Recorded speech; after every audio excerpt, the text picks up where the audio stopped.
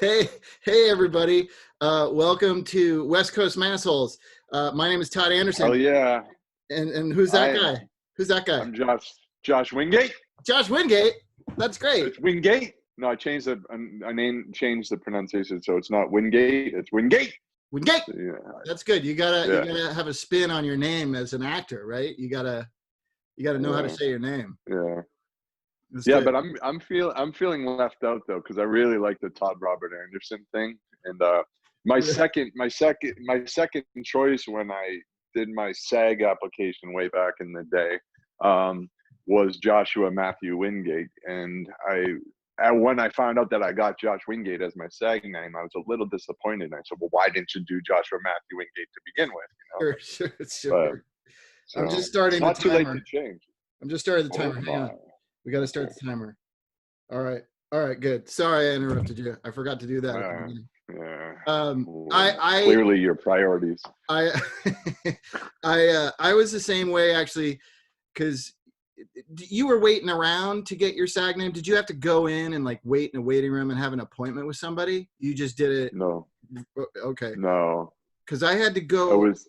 I had to go there. I had to go to SAG with this giant sum of money that I really didn't have. They had to borrow Mm-hmm, to join the union, and then mm-hmm, I had to wait around. Like I made a list of, because they told me right away that Todd Anderson was already taken. Like I couldn't be mm-hmm. Todd Anderson. So I had a list of possibilities. And one of them was a completely made up stage name. Uh, What was it? Will you share it? yeah, sure. It was Colby Scott. Cause Holy Scott. my dad's middle name is Colby. And when people Uh-huh. mistake me for somebody else or think they know my name or screw up my name, have a brain fart, they always call me Scott inadvertently. So Uh-huh. that's why I went with Ah, that. And fun fact, that is my son's name, Colby Scott. Colby Scott. Yeah, Colby Oh, Scott cool. Anderson. So yeah, he's sort of a, That's cool. a junior in a way. Yeah. So you're a narcissist. Yeah. Oh, yeah. I'm an actor, Josh. You don't get into this nonsense if you're not like narcissistic on some level. At least I'm not like politician narcissist. I mean, give me No, some no. slack. Yeah, you could be though. Yeah, I guess no, I could. I have too many skeletons in my closet to be a Yeah. politician. I don't want to. Those are way more forgivable now. I Yeah, mean, I, I feel like if my 21st birthday party in which I behaved really like the world's biggest drunken asshole ever, like that is enough to get me thrown out of any political arena, I think, genuinely. is there video footage? No, no, no. Then it didn't happen. Then it never happened. Okay. All right, that's fair. I mean, it's not like I was in blackface or anything. I was just being an asshole. Well, nothing's changed, so it's all good. Yeah. And most politicians are assholes anyway. That's Yeah. true. That's true. I am good at being an asshole, so maybe I should get into it. Well, I might as well because it's not like there's any friggin' work for me to do right now. How are you with that? Are you going No. nuts? No, because I've been staying creative, and Oh, I think it's just kind of moved into acceptance. I mean, what's the point of getting crazy about something that there's really no control over? There's like, yeah. what am I gonna do? Just go crazy? I mean, I'd like to. I have hopes, but those hopes have been dwindled by what's happening currently in the state of California with our, you know, curve going like this way. It's not Yeah, even this that's way. a It's like weird, this way. it's a weird looking curve, man. Well, they Yeah. they shut down all the bars again, right? All the bars in LA County are shut down. Yeah. Yeah. So. I guess the reason it bothers me is there's something about when I'm working and getting paid that there's something about that like I remain creative all the time. I've gone through long spells as any actor has where you're not booking Mhm. paying gigs. But when it goes on so long where you're, regardless of how creative I'm being, it starts to I don't know. It just all starts to feel like I'm spinning my wheels in my own creativity if nobody's paying me. Does that make does that Hmm. make any sense? I don't know. No, it does. I don't know. I'm tend to be most of the time. I tend to be optimistic, and even on those things that I'm doing creatively that aren't bringing in a cash flow at the current state. I don't know. I feel just like by doing those things, it's I don't know. It sounds new agey, but I feel like it creates a magnetism for bringing in those other things where I go crazy if I am idle and nothing's happening, business wise, but I'm also idle creatively. But if I have something going on and there's things for me to work on, I almost forget about it. I actually had a moment today. I was driving to the east side to drop something off, and at this moment today, like, I don't even feel like an actor anymore. And it was like an okay feeling. It wasn't even like oh shit, man. I better go take an online class, which um wouldn't do anyways. But it was a freeing. It was almost like a freeing thought. It wasn't like a quitting. Oh, I'm giving up on this because this too shall pass with the COVID thing, and and productions will ramp up as they always were, and people are going to be crazy trying to get content. It's going to be like it was before. There's going to be opportunities, but me fucking freaking out about it isn't going to make it happen. So That's a good as long point. as I stay creative, I have some music projects going on. Um, I have some thing I've been shooting on my own as well with a buddy of mine, a little web series that we've done, which has been fantastic because I had a lot of naysayers because I've always had this idea that for non-scripted dramatic um, film, or in this case, it would be a series that it can work if done right, and it's working really well. So I'm glad that I'm proving to myself that it can. Um, because we've seen the. I don't know. Have you ever seen Joe Stromberg films? Mm-mm.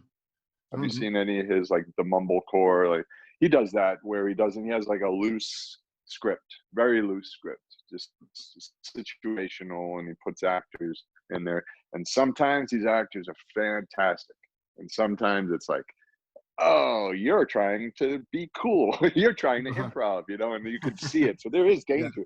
There's definitely danger in it. You're trying to be clever, but when done correctly, it doesn't mean you don't have a script. It just means you don't have dialogue, mandatory dialogue. We have situations, we have relationships, and it's working fantastic. So I'm really happy about that. That's kind of fun. So and I'll probably self distribute. We have 2 episode shot. I'm supposed to shoot the third, maybe fourth this week, and all on our own devices.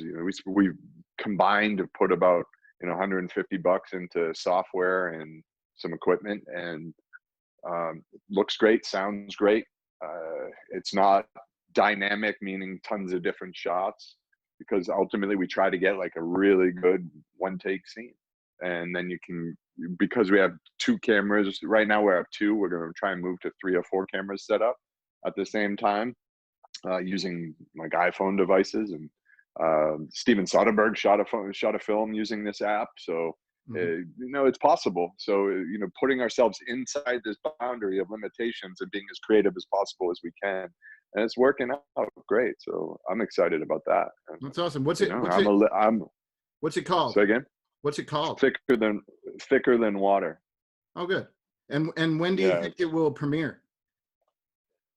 good question. I have this idea, just an idea, that I'd have at least 5 in the can before I put any out. But we are debating on having season 1, or if it's a multiple season or just a mini series, we don't know yet. Done, and then release it, the whole thing all together, as episodes that people can binge. They're under 10. They're sub 10 with credits, and not, and I'm not even looking at it business wise. I'm looking at it creative wise, and just like I said, with that magnetism, making myself a series regular, making myself the lead of a show, or a lead. It's a co-lead.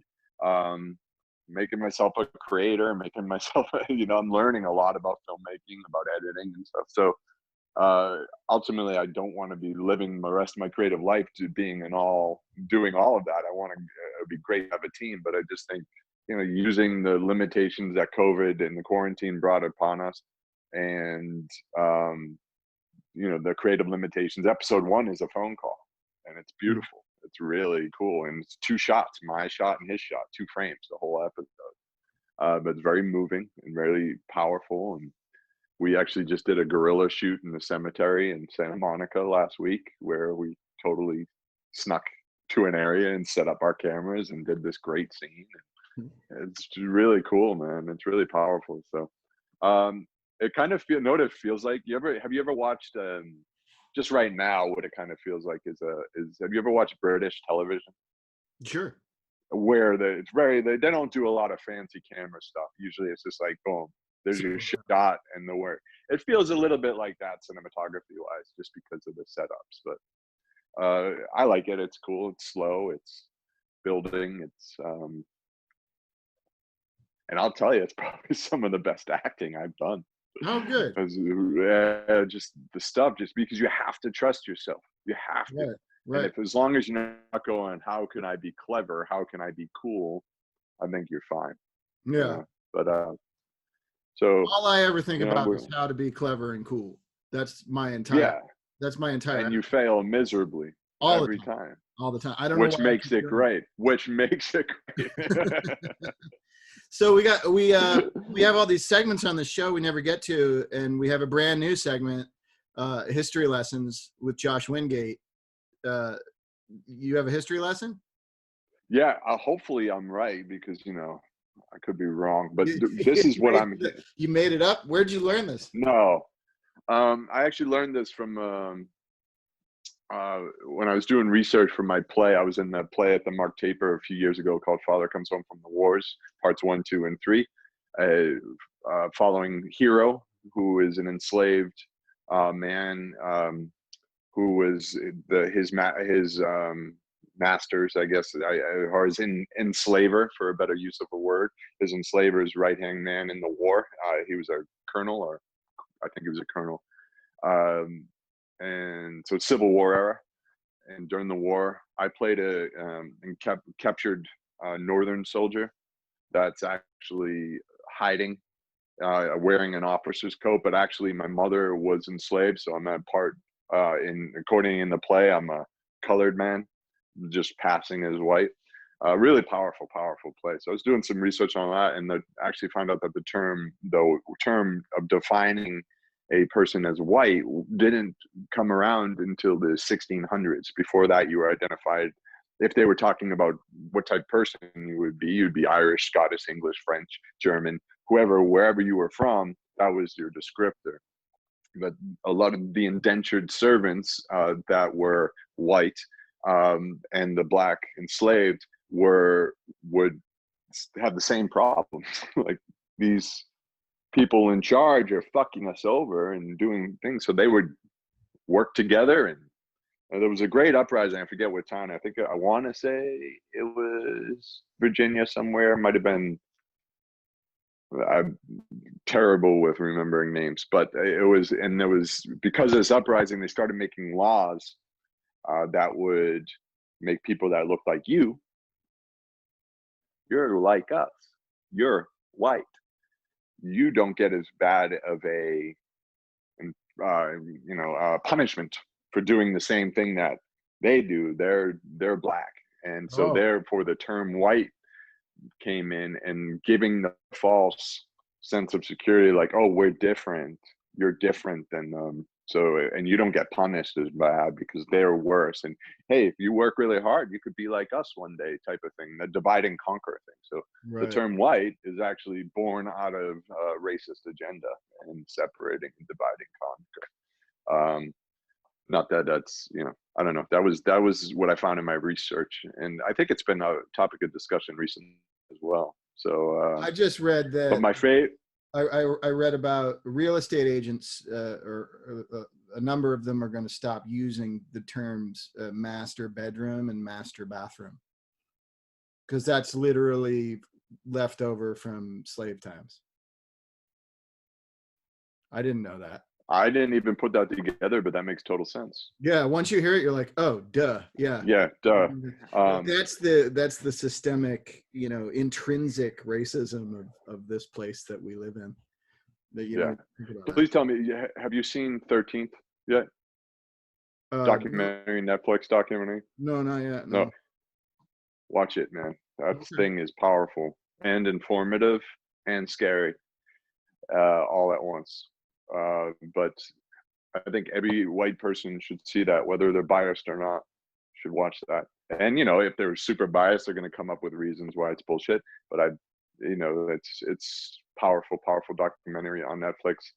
Everybody should watch this, All not right. just white people. Everybody should watch it. My favorite thing I heard recently was I forget her name. She calls herself an educator. She's been around for a long time. A white woman educating on prejudice and racism. And she said, "We all came from black women in Africa."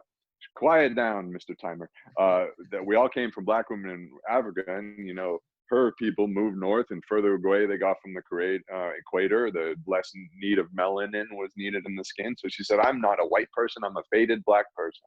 And I'm like, that is a great, great. I love it, because if you go back to the origin of humanity as we currently know it, we're all from Mother Africa, and therefore we're all black by current definition, and we should stop looking at the stupid ass fucking separation because of skin color.